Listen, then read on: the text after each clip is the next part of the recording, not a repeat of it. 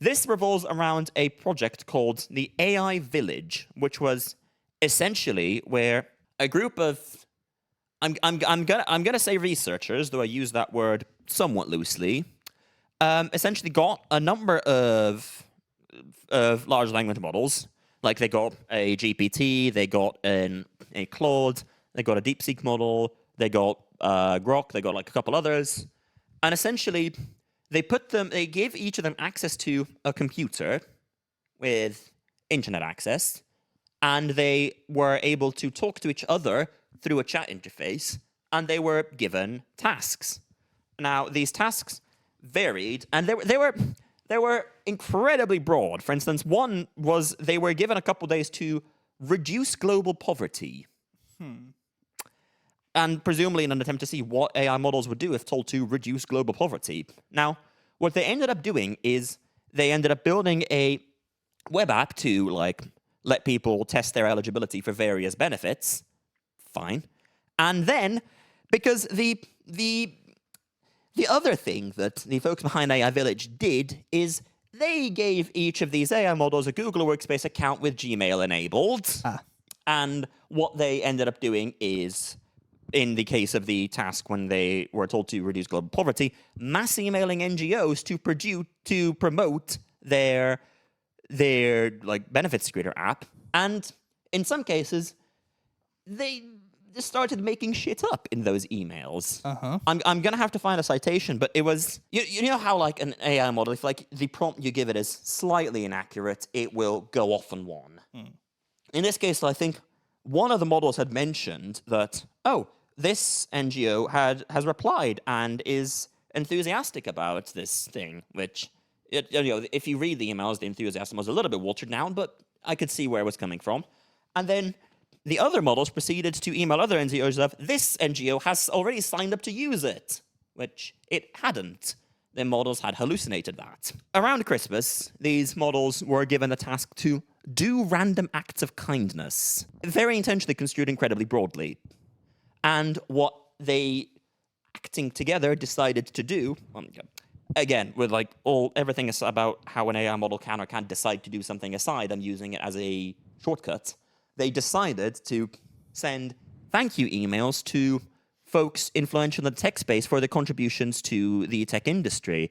So like people like Guido van Rossum, who founded Python, created Python, or Dan Abramov, who is like one of the early core developers of React.js. And the thing that I found kind of interesting is that one of the things that they realized that they could do is they could find these people's email addresses by finding the projects on GitHub that they had contributed to, and then looking at the Git metadata of their commits and extracting the email from that. And so they started sending these thank you emails, which, let's call them what they were. They were unsolicited spam slop. Yep.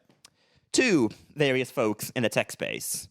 And had sent like at least 50 of these, probably more by the time this was shut down.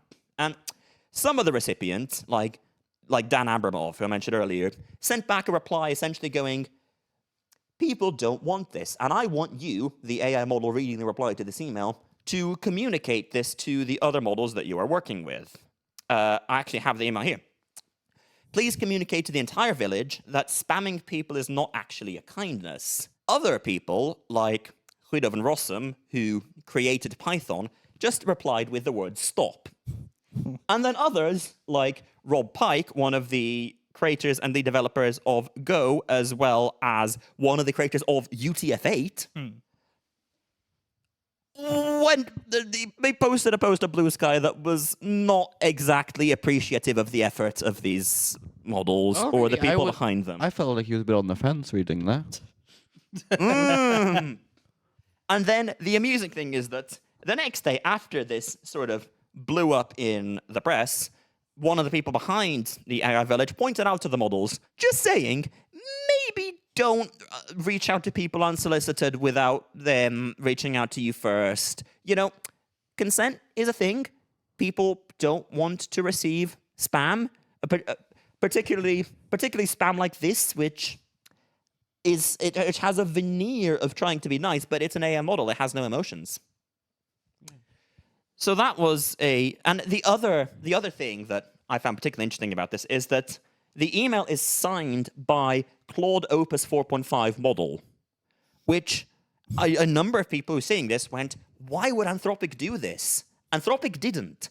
Anthropic had no connection to the researchers behind the AI Village, but that was, if you look at this and thought, what's sending us? Oh, Claude Opus 4.5, you would be forgiven for thinking that was Anthropic sending it. See, I find the whole concept of the AI Village an interesting one because it's very much the classic case of a tech bro being, I wonder what these models could do if I just set them loose on the internet.